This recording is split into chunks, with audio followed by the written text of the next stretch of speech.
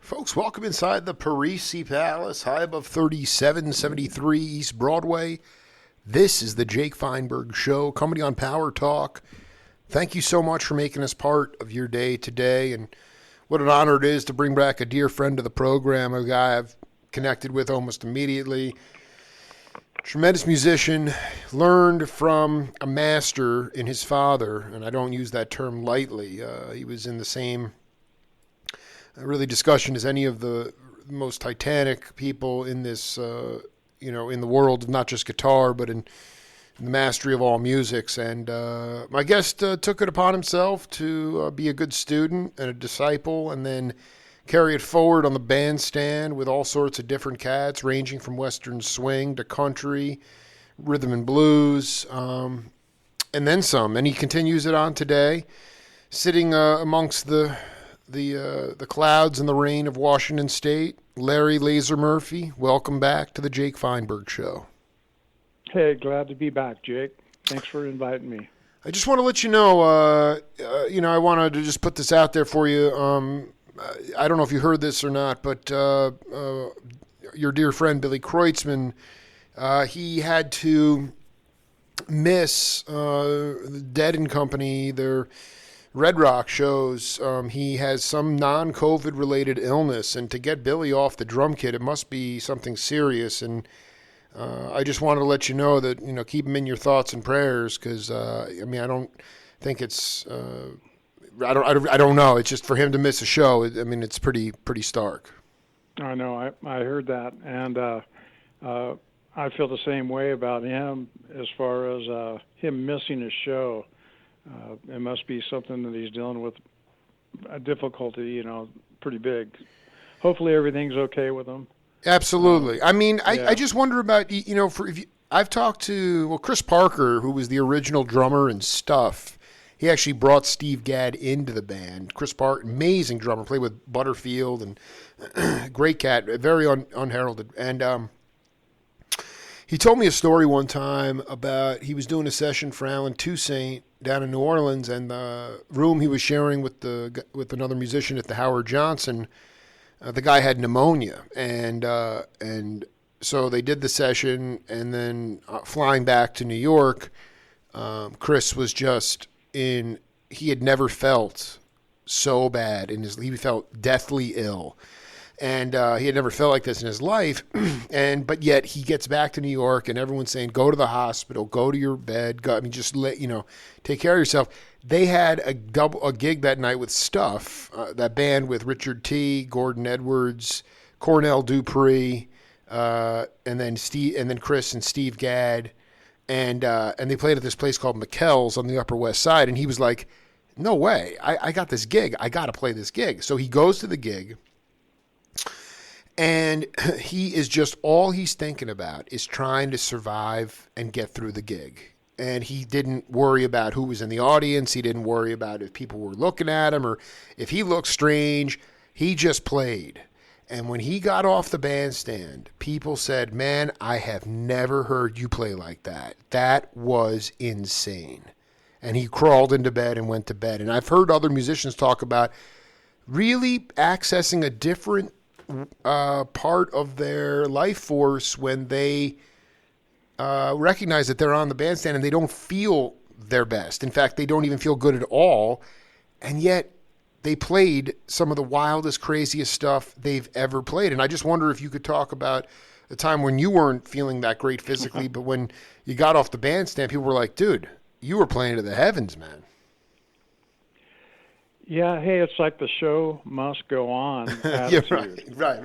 And I think as I get older, it's like, maybe, sometimes you just have to take care of yourself, But when you're younger and have those experiences, many times I've played not feeling good at all. When you were telling the story, I was thinking, I remember that time I had those wisdom teeth pulled out, and they had to cut them out, and I had to play that night. And so all day I just laid over and just laid in bed and just drained blood and got up and stood up and played. And, I was out of it and still delivered. And I think, Yeah. go ahead. No, I mean, like, I especially when you, like Chris really, and I, where you play, where you're so only focused on playing. Like, normally you can get in your head sometimes if you're feeling neurotic or good, but here's one of the situations, all he wanted to do was be in bed. But the gig was more intoxicating. And he's just like, what is it about that extra sixth sense that helps Katz not just get through the gig, but maybe play better than they've ever played in their life? Probably the focus. Having to focus to the point where there's nothing else, and also nothing else in the way. I just thought of another time. We played in this tin building. We did this little tour up in Northern California, and it was 112 in Redding, and this was an old ghost town we played at, Lewiston, in California, and the building we were playing in was a tin building. Like the pressed tin, how they have the tin ceilings. Absolutely, yeah. This whole building was tin, and it had to be 110 outside. And we're on stage, and the stage is elevated about 4 feet up or so. And it had to be, in lights, it had to be 130. And it was a new band, and I always made a joke. We went in dough and came out bread. It was amazing. I was delusional to the point where I couldn't remember that I was even on stage, let alone what song am I playing and what key am I in. That none of that. I was just like having to come back and focus. Like, where am I? Oh yeah, I'm in this song, right? What key is it in? Oh yeah, and it seemed to. It's a survival mode, but I think it kind of, you're reaching down deep. Probably that's it. Into that primordial. I just wanted you to talk about accessing the primordial gut. That to me is the most. You're not in your head, you're not in your heart, because the heart is kind of emotional. And you're not in your thinking mind, but you're in the primordial. How? Because that's, you can't teach that. I mean, your dad could get there, but that's just, I just wanted you to talk about accessing that, especially here. I was just interviewing this great bass player yesterday, Mike Richmond, who he wound up, aside from doing incredible work with Chico Hamilton, and he's been running the Mingus Big Band since 1980. He's an upright bass player. And he just talked about when he first was playing at this little club in New York with Chico. Arnie Lawrence, the sax player, was on the gig, and it was this was Mike's first gig, and a professional gig. And he went up and he's like, Arnie, I think you guys need a bass player, man. I can't hang with the energy level. It's so intense. And Arnie said, listen, just close your eyes, feel the energy, and go with it, and you'll have feel the collective energy of the band. Close your eyes, and you'll be fine.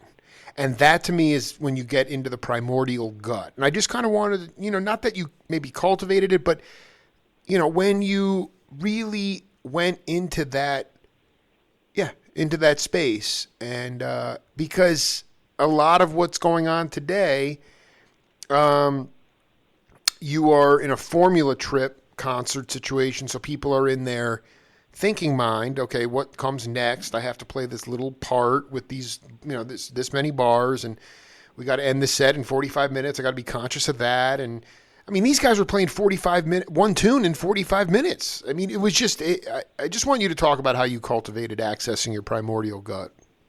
Okay, that's a pretty heavy question. I think it's different every time, right? Depending on the circumstances and what you're dealing with. There's times when I've been sick and had to deal with that, exhausted. These people making a living on the road. I saw Sun Ra, give an example. Those guys came out to California. They drove like in an 18-place van straight through to play the gig, and I'm thinking, how exhausting would that be? And they're not doing it for the money. They're doing it for the love of the music, But I know from playing exhausted, amazing some of the road trips, had to pull over, got sick one time, so tired, had to pull over and collect myself and then keep going. that was with Jeff Ingram, who was Merle Haggard's drummer and Chris Christopherson's drummer, and we were on the road together for 3.5 years. He was driving. I told him, "Hey, pull over. I'm gonna get sick here." This from being tired, and then you get up on stage, you immerse yourself into the music, and you're not thinking about anything other than I'm going to transport myself.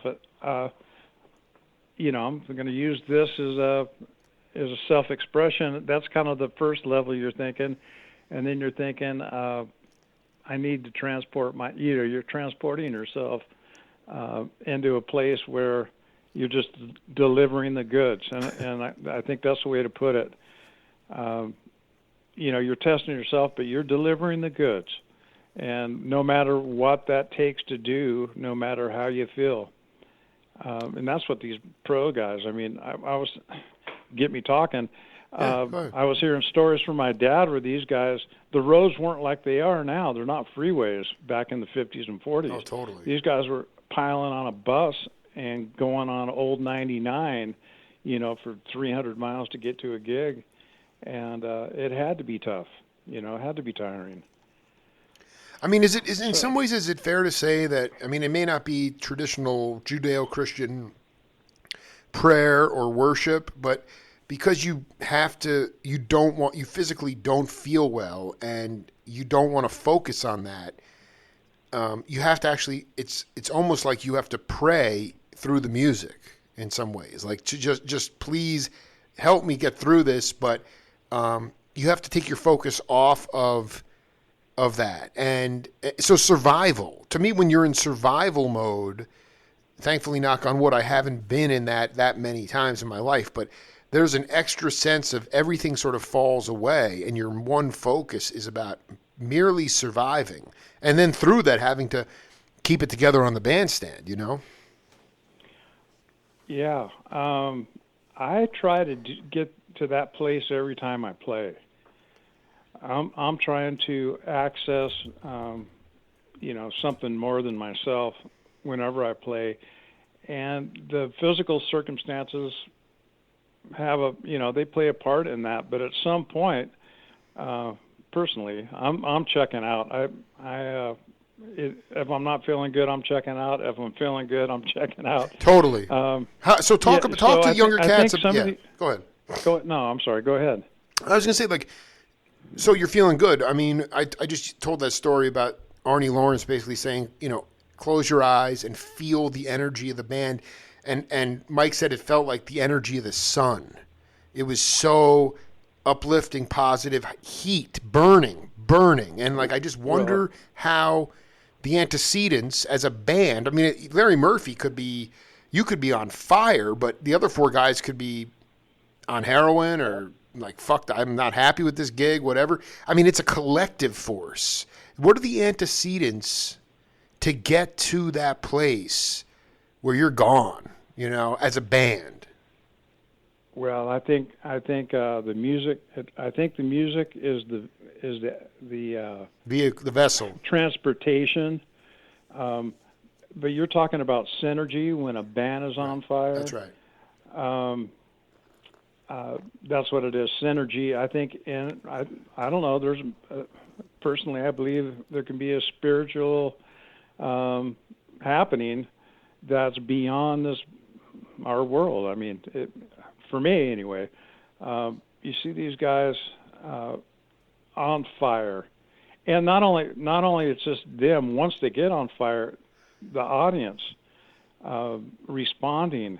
And if you're ever a musician on stage and you feel the feedback from the audience, that in itself, and then we're all in it together, and it's a total experience that exceeds, just the physical. Really, it's like I've been to concerts. Stevie Winwood at the Cow Palace sang a vocal line. Wow! And I got chills on the vocal line. And the girl sitting next to me, the whole building stood up. The girl next to me said, "Oh my God!" And it was like the whole build. And Cow Palace is pretty big. The whole audience just stood, at one moment, and it was just like, that is an amazing. And it wasn't. It was more than just Winwood singing a line. There was something else going on. And to be on stage and have that experience, to be transported in the music's one thing, and then to have everybody in the band just like lit up is one thing, but to have the audience lit up with you, it's amazing. I think that's an addiction that a lot of the performers get used to and can't live without. I completely agree, and like I said, if I ever wind up being lucky enough to come to one of your shows, I mean, I come as a tour de force. I don't even wait for the musicians to go there. I go there first. I want the cats to know they need to burn, and the audience doesn't even realize sometimes how important they are to the actual. You see a lot of people sitting there sometimes, and clapping politely. To me, the audience can bring, it's like the 12th man in a football stadium or a basket. You have a dominating home court advantage because that crowd is deafening, and it's going to fire up the band. To me, that is an essential part of spiritual music. I mean, can you talk a little bit more about the metaphysical in your own experience? Like you've been a witness to it, but what does that like molecularly feel like? Does it, when you get to that space of the metaphysical, beyond the physical, is it colors? Is it synesthesia? How would you describe what it's like when you get to that space? Well, I've been trying to achieve that, I think, from later teen years.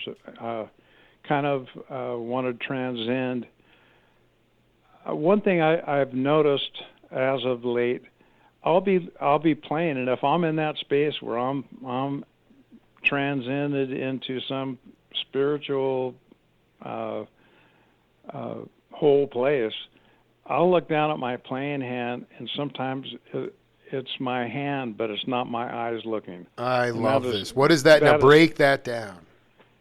Well, I mean, literally, I'm so high from playing, I'll look down and I'll look at my hand, maybe to check in where positions or something, and I'll look, and it's like, yeah, and I'll notice, hey, that's my hand, but it isn't me looking, and it's kind of, I don't know, they could say like a higher self, or it could be spirit pouring through, or it could be, I don't know exactly, but it is worth doing if you can achieve it, at least for me.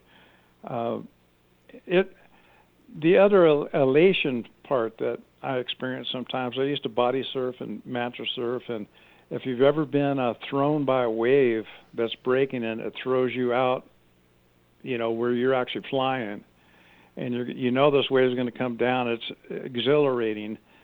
And that's kind of a rush that you. I love that, man. Too. I mean, because some of the younger cats that I'm really enthralled with on the bandstand are big surfers, and that's exactly that's the highlight. That's the thrill. That's what it's about. It's the same thing, just riding the crest of that wave, and then being thrown. Sort of suspended disbelief. It's almost like. Just waiting to come down on the one, if everybody comes back in on the one, even though you lost it, it's an incredible, euphoric feeling. Yeah, totally. And you experience that a few times with the band, and the whole band experiences it, and you acknowledge it to each other. It's addictive, and it's hard to explain. That would be we're trying to explain it, but to have a conversation, sit down, and try to convey that feeling is very difficult to do. Well, I mean, what it is? I've done this. I agree with you to an extent. I think you've already delivered very articulately. I mean, Billy Cobb never did a drug in his life, and he was just talking about fatigue. I mean, it was the end of a grueling Mahavishnu European tour. I think they were playing the Hippodrome in France or something like that. It was the second set of the final show, and Billy was like, literally, these guys were playing 3.5-hour shows full of energy. Maybe a ballad here and there. I saw him with John McLaughlin. Right. So and Gene LaPonte too. Jean-Luc. No. So at that point, who was drumming was Narda Michael Walden when Jean-Luc was in the band. Well, I saw him at Winterland with. It wasn't Steve Goodman. It was Jerry. So it wasn't Jerry Goodman. Jerry Goodman. John-Luc was not in the band when Billy was there. Anyway, it was Narda. It was Narda Michael Walden, who was unbelievable. I'm pretty sure it was Billy Cobham. But okay, I'll check it out. That's might have been. Yeah, because because you know what happened. I mean, I've interviewed all those guys, and basically, you would know. Yeah, John. When the band dissolved, it was a complete new. Laird and Jan Hammer and Goodman and Billy all split. So anyway, it doesn't. Nardo was a younger Billy Cobham, so he was playing like that. Anyway, so Billy is telling me this story about he is so tired that all of a sudden he is watching himself on the side of the stage playing the drums. He's in the drum chair. He's playing the drums, but he is out of his physical body. He is watching himself. And so and I think Lenny White, the great drummer from Return to Forever, said the same thing. I didn't want to do drugs, he said, because I wanted to know that when those experiences were happening, that they were real. Those kinds of metaphysical experiences, which is just the most important part of music, hard to describe, necessary for people to understand. Because most people think in this classicalized time we live in, you go, you sit, you politely clap when you're supposed to clap, even if you don't like the tune. It's a formula trip. And to me, it's like and that's why they want to tamp music down. And they don't want it to be something that is going to enlighten people. They want it to be safe, secure, and I'm talking about at the mainstream, at the pop level too, especially. It's just they want to pacify. They don't want people to burn, because if you get people burning, then they're going to start thinking for themselves, and that's when it becomes dangerous for the powers that be. Listen, we got a game on this program called Name That Voice. I don't expect you to know who this is, but okay. I was transcribing this the other night, and I'm like, I want to play this for Murphy. So take a listen, come back. All right. Okay, let me put it to you this way. People tend to think that jazz started in the school somehow, or that the education of jazz. But you see, before I went to college, I went to the University of the Streets, like my father did, like Charlie Parker did, like Duke Ellington did, and Max Roach. And we talked about that. We learned a certain way, which was not the way they teach in schools. What they did in school is a bit of a double-edged sword. It's like trying to put the way it began trying to teach. First of all, there was no jazz education in the schools, in any schools anywhere. And I remember seeing, I believe it was Rahsaan Roland Kirk, Freddie Hubbard, walk on the Tonight Show, sort of walk on, and they were talking about trying to put jazz in the schools. Now, there was that movement trying to get jazz put in the schools. I think many of us didn't realize what was going to happen in trying to do that. And one of the things that happened is that they tried to fit a square peg into a round hole. You see, I believe it's the arrogance of the system, or of the people that think that everything has to fall into the same musical context as European classical music, in the sense that the way you are taught classical music in school is also not the way that Bach and Beethoven played and learned. Bach used to improvise, but the schools have sort of dampened that. In the teaching of classical music, they tried to apply those systems to the learning and teaching of jazz. And that's like putting, like I said, a square peg in a round hole. If you do that, a lot of stuff is going to slip through a lot of cracks there. And that's what happened. You see, the University of the Streets produced people like Charlie Parker. It produced Max Roach, Eric Dolphy. It produced John Coltrane and Duke Ellington and Louis Armstrong and so many others. And it appears to me that system of study is pretty good. It worked. I mean, look at the results. Look at who it produced. And as a result, I studied first in the streets. I know both ways. I learned the school system, and I also grew up with my father and my uncles in the household and playing with those guys in Chicago and everyone else. And I also went to the University of the Streets. And with regard to that, there are a lot of things that are thought of and done completely differently than they are expressed in school. I'll give you an example, a small example of something. In the schools, they teach you that a sharp 11, when you talk about a dominant chord with a sharp 11. Now, when I grew up, we didn't talk about it as a sharp 11. We called it a flat 5. Now, it's the same note. But what's the difference between a sharp 11 and a flat 5? Sharp, psychologically, and it indicates brightness. It indicates upward movement. But flat indicates downward movement, and it indicates a darker sound. It's the blue note. So therefore, you don't talk about the blues in terms of a sharp 11. The blues has a flat 5. And psychologically speaking, and just imagery, makes the feeling when you play that completely different than if you're talking about I'm playing a G7 sharp 11.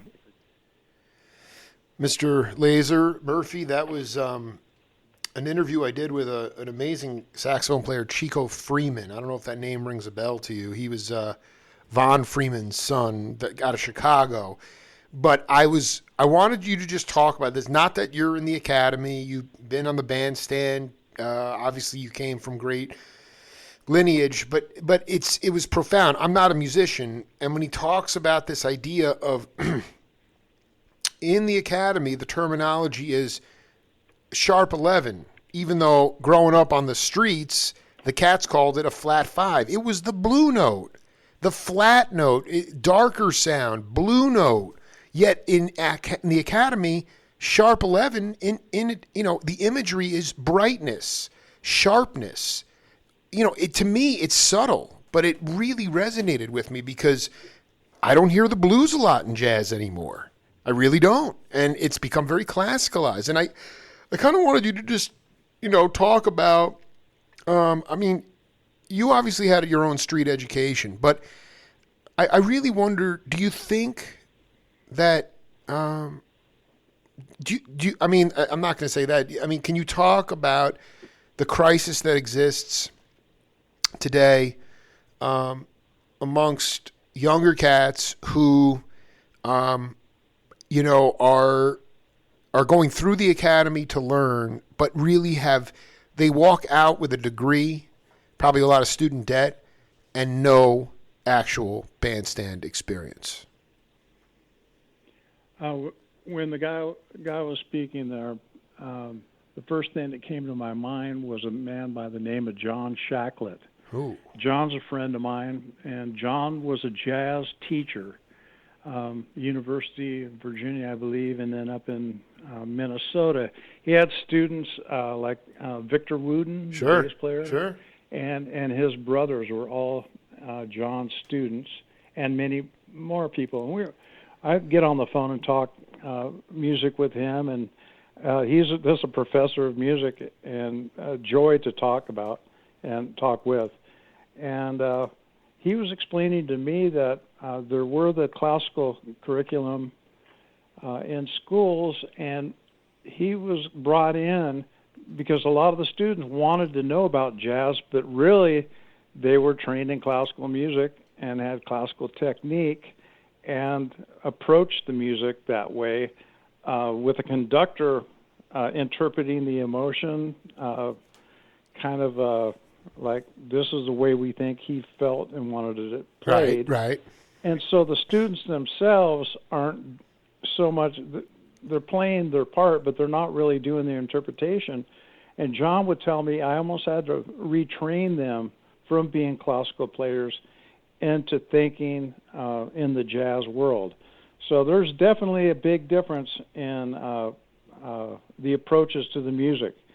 As far as the kids nowadays pulling from the gut or experiences this spiritual thing, technology is kind of like taking the place of that. As kids growing up on the streets, that's an emotional experience that you pull from while you're performing, if you're improvising. And I'm not a jazz player, so to speak, but I know, as a blues player, or blues rock player guy, you pull from those memories, emotion and memory. And I think that's probably what's missing. They come out being maybe a great technician, but they really have to connect with their emotion. And I think in classical music, the conductor is interpreting the emotion, and you are playing your part. And I think that's maybe where the change comes when you're venturing into the jazz field. You nailed it. No, because what he said before that I didn't play, what the word jazz really means is self-expression, is what you are feeling inside. What is your story? And I like that. And like you're not channeling the conductor's story, you're channeling your story. So I understand he had to retrain those guys because they're not really expressing themselves at all. And that, No. and even though you're not Kenny Burrell or, Pat Martino, but how did you learn over time to create self-expression within any musical setting, so that you could really have your own, without talking over people, you could really express yourself? Because I just feel like Katz, the amount of, you were on the bandstand, your dad was on the bandstand at 12, you were on the bandstand young. That's how you kind of learn to find your voice. And I just, but in the settings where you were doing the casino circuits and Vegas circuit, how did you learn to express your own point of view in the music? Well, for me, I think I started getting better at it as I advanced technically. One thing my father always had, and what he talked about, was the touch. Beyond just dexterity and playing the notes, there's like a certain feel and touch that you have with your instrument. And it could be violin, whatever instrument it is, strings mainly I'm thinking, but maybe not. But I just was conscious of the touch and the feel of the instrument, and used it as an expressive tool. So I think when I was aware of that, then my dexterity and technique and the bends and the touch itself, the sensitivity. I think when I was able to be aware of that and be able to accomplish what I wanted with it, it helped me use it as a vehicle for self-expression. I'll put it like that. I don't know if that. Well, let me ask you. The idea is, and let me know if we talked about this in the first interview, but just transcribing my second interview with Herb Albert, and I don't know if you know that album that Stan Getz did in '61 called Focus with Sauter and Finnegan, but basically there was no rhythm section. I think Roy Haynes played a couple of tracks, but it was basically Stan and a huge symphony orchestra. And,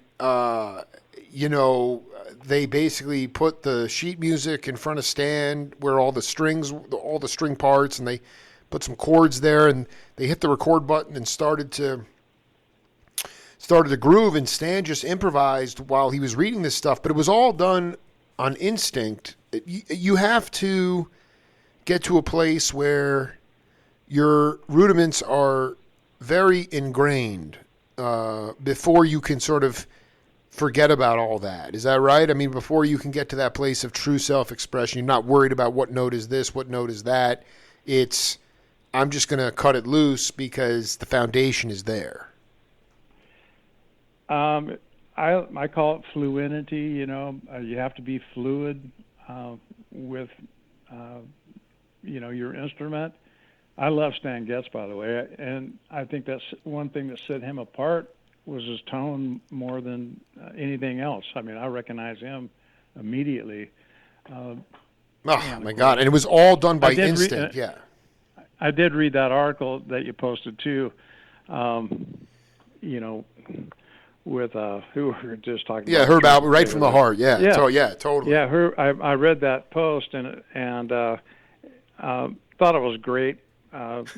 Always been a Stan Getz. Oh my God, the guy! But I mean, that's the thing is that tone. Most people don't realize, like, as gorgeous as his tone was, as incredible as a melodic improviser, it was all done by instinct. I mean, they didn't think they didn't intellectualize the music at all. That to me was the most special part about your dad's generation. They knew the chord changes, but they didn't talk about it. It was. I don't want this to leave my head. I need you to tell me about this cat. Healy had a band way back. I don't know if he ever talked about with you, called The Bicycle. And it was, yeah, I know about that. Oh boy, yeah. So Treese was in the band. This guy Butch Giannini was the drummer. They played the Whiskey a Go Go. This is back in the late '60s, and. Right. And Butch was, in Dan's mind, one of the most incredible drummers, maybe the best drummer he ever played with. And they were really a really serious jazz band. And then Butch had a heart attack and died, and The Bicycle fell apart. And it was really tragic for Dan. But then this other cat, you sent me this bevy of incredible pictures. And who is this guy, Richard Treese? Oh, you're asking me who Richard? Well, Treese is? only because you played with Healy Treese. I mean,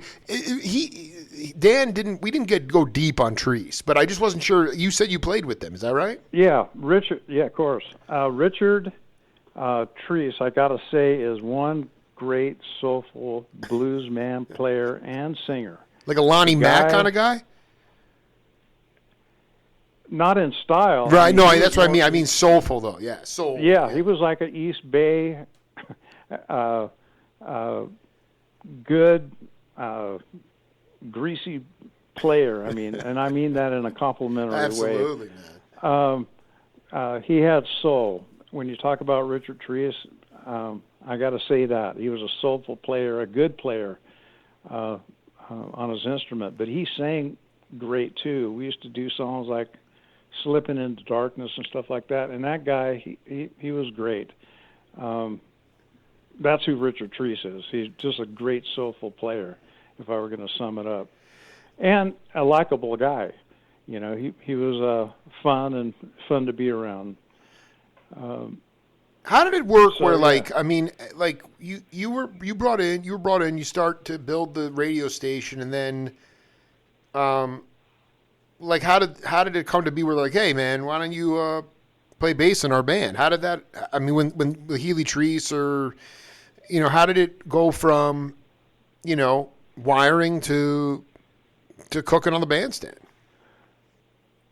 Well, I think Dan knew that I was a player, and when we started building that station at his house down there in Marin County, he had some jobs coming up, and I guess he felt I was good enough to play bass on them. So I, got a job playing bass. It kind of just happened. Hey, we've got a gig coming up. You want to play bass? Sure.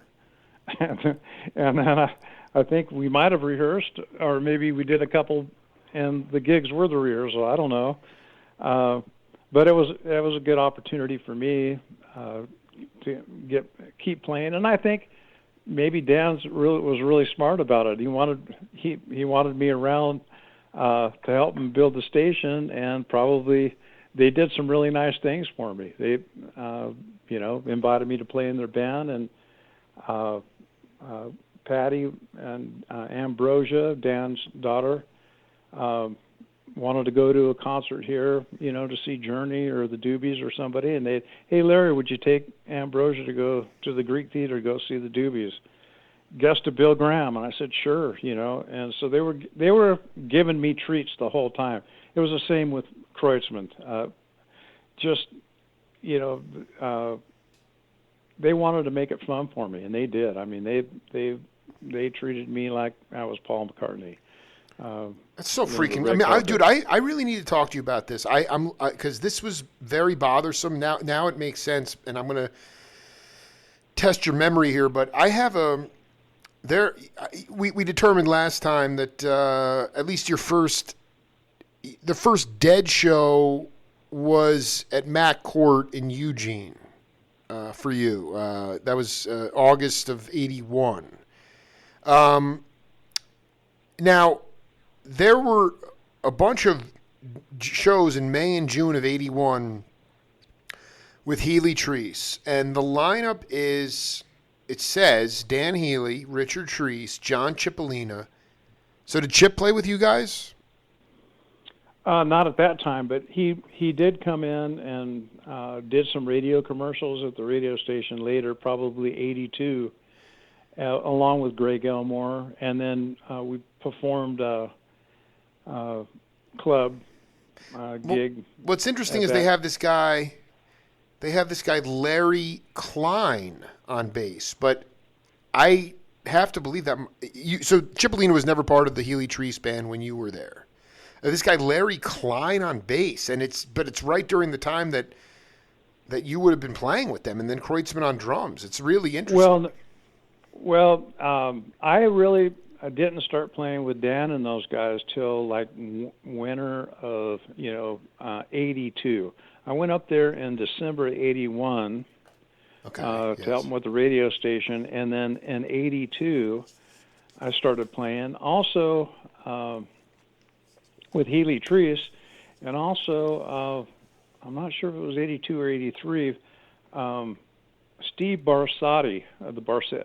Whoa, dude! Steve Barsotti, man. Yeah, he was playing bass, and at one time I was on guitar, David Nelson on guitar, Dan Healy on guitar, keyboard player I can't remember, Kreutzmann on drums, and Barsotti on bass. And we did one set, and it's like, and I'm thinking, wow, we got a lot of guitar players up here.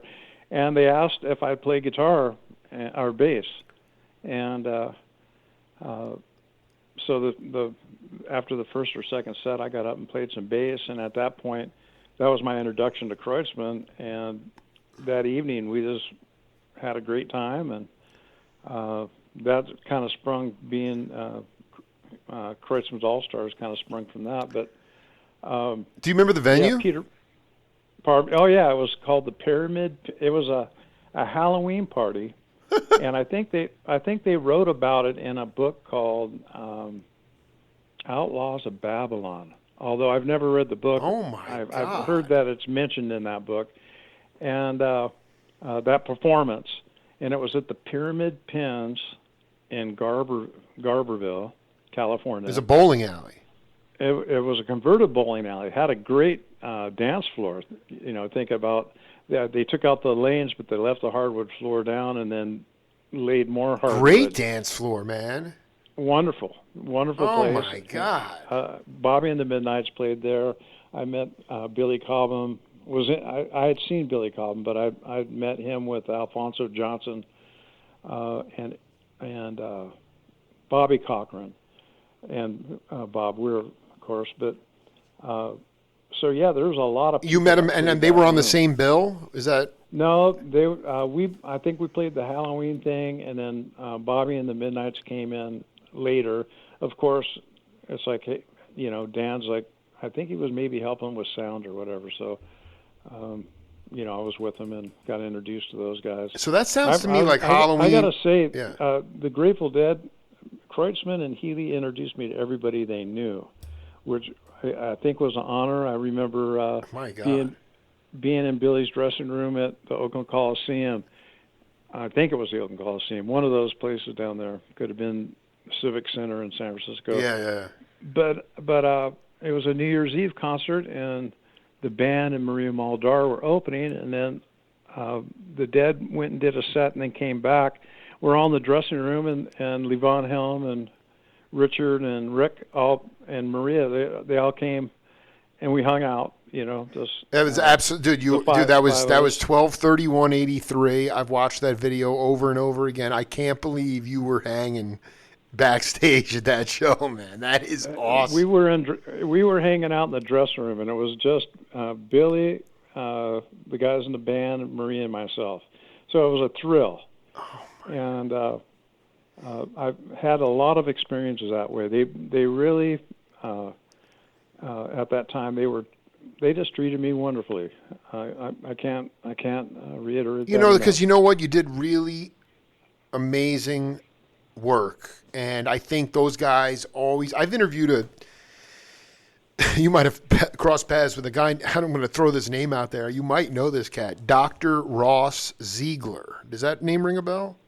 It does not. Okay, so Ziegler, decorated doctor, actually got his degree from Stony Brook University, where I was born and lived for many years of my life in Long Island. He became when Danny Rifkin was the tour manager. He was a doctor, and he became very close and would help Billy if Billy wasn't feeling well on the road, or he'd get laminates, backstage passes. I mean, anyway. So he, where was I going with this exactly? Basically, I just, to me, it was like, he said to me, he goes, those guys always, like Billy would say, hey, Doc, how come LSD took away my migraine headaches? You know, they liked people that were smarter in certain areas than they were. I'm not saying you were smarter than them. I'm just saying, Yeah. But you know what I'm saying? Like, you are very humble, but I think without you, there would be no Mighty Urge in Garberville, man. I just, to me, like that, they're indebted to you, but they loved people that weren't just competent, but they had serious skills. And I mean, they admired that kind of stuff, you know, and I think that is, you know, I mean, when you look at the when you look at the landscape now, Laser, like, you know, John McLaughlin came out of retirement since this pandemic. I mean, a lot of people, I think, a lot of bands that that kind of just called it a day, probably never saw this coming. They're starting to play music again. I mean, have you had, knock on wood, you know, just staying healthy and things like that, but have you had a renewed sense of, has your point of view about playing music changed because everything's gotten so turned upside down? No, I can say that right out the gate. And I was thinking about Billy getting sick, and it's just like Billy doesn't need to play. Right. You know, they've accomplished a lot, and they want to play. And that's right. It's same with me. That's never changed. It's something I need to do. If I don't play, I start feeling weird after a while, and then I'll go remember. Oh yeah, I haven't played out for a while. I better go get a job and play. That's right. Because wow. it's a kind of a balance thing, you know, in your life. I think at some point, at least for me. One thing I wanted to say on our last interview, go ahead. You mentioned that Dan was integral in the Dead's success, and I wanted to add to that. They were surrounded by brilliant people in all kinds of fields, like Stanley Mouse artwork. I mean, you could sound John Mayer, Wickersham. These guys all wanted to participate with the Dead, and that was one thing I've been trying to figure out. How do you get so many people wanting to play along with all that talent, you know, genius, basically? And I think that's kind of what happened with the Dead too. They had a lot of smart people that were very talented hanging around in all aspects of production, you know. Well, it was, and I'll tell you something. You're 100% right. The catalyst for all of that. Well, it's just amazing. How did they get? How'd they get that many people wanting to play along? Well, no, you know what it was? Here's the thing. I'm going to tell you right now. I'm going to give you the answer based on one of my interviews with Healy. Basically, the cat who's responsible for that is Jerry Garcia, and it's not that they came. It's not that the people came to be involved. Jerry, at least in Healy's case, he had to push the people out of their comfort zone. And I'll tell you exactly what happened. I mean, Healy's living on a houseboat in Corte Madera. He's hanging out with the Quicksilver guys. Healy's not really playing music at that time. He's fiddling around. He's engineering a little bit. And Cipollina's like, hey, man, you got to come to the Fillmore. We're on this bill with the Grateful Dead. Come on. They kept harassing him. So finally he shows up one night, And Quicksilver was the headline acts, and the Dead were opening, and they were having a problem with the speaker on stage. And Healy is he doesn't know the Dead at all. He doesn't know, and literally standing in the wings, and Cipollina shoves him out on the stage, and he goes and, in typical Healy conversation, he said, I futzed around with something, got it to work, and that was it. And Jerry came up to him after their set, and he said, hey, man, really appreciate your help there. And they wound up going upstairs at the old Fillmore and shooting the breeze all night. He never even saw Quicksilver, but eventually Jerry said to him, this is what he said to him, and I guarantee he said this to Wickersham and all these guys. He said, if you know about this stuff, then you should do something about it. It was a call to action. And that's what people need. You realize, my daughter's running for class president now, and she wants a lot of people to step up and help her. And I'm trying to tell her that you have to figure out a way to advocate and push people to get the best out of them. And the Dead and Jerry did that. And I'm pretty convinced that's an answer. That's the answer to your question. Yeah, I think you're right. I've heard that too. Everybody I've spoke with in that arena, they all said Garcia is a very smart guy. Very smart. Like basically saying, hey man, if you can help, if you want to be involved, like you step up, like let's do it, and that's what he said to Healy, and he was like, okay, and that was it, and right. And it was a call to arms. So, well, it's certainly amazing what they put together. That's for sure. I'm just saying, like sonically, today it's all driven through synthetic technology, but at that time, even those antiquated, buttons, the supermarket buttons that they'd press to close off the microphones to stop the stage bleed. Oh yeah, the pads. Yeah, it's genius. This stuff was done in Laser, I got 3 interviews today, so let's do part 3 real soon, man. But this was got another hour in the books here, man. This was great. Well, I hope all the folks out there are entertained by this, Hey man, we're going to be writing we're going to be writing your memoirs, man. This is great, man. This was more of the philosophical dive, we still got a lot more of your career to cover, so, it's never going to end, man. Okay, well, hey, thanks for the opportunity. I really appreciate it, Jake. Hey man. And hook me. I wish you the best of luck in what you're doing. Thanks, man. Let me know about that cat that you were talking about, your buddy, his name's escaping me now, but the guy who did all the engineering for Crosby, Stills and Nash and that stuff. Oh, Russ Gary. Yeah. Yeah, Russ, you need to talk to him. He was in the thick of it, and he knows all those guys and worked with them all. Well, I'm just saying, if you can be a conduit, that'd be great if you could hook that up. Oh, I would be. I'd be happy to do that. Yeah, well, no, I think you're going to get me into a whole new cross section of Katz, and so I really, this is just the beginning of a beautiful friendship, man. And well, there was all kinds of names I wanted to drop that I didn't get to, so. No. Listen. We'll do part 3 in the next couple of weeks, man. This was just this was a different. We just the pool's a different temperature every day. Yeah. Hey, thanks a lot, Jake. All right, dude. Good luck with your other interviews, and we'll talk soon. Keep up the good work. Much love, Laser. All right. Be good. Talk to you later. Bye. And we'll be back with Steve Katz from the Blues Project right after this.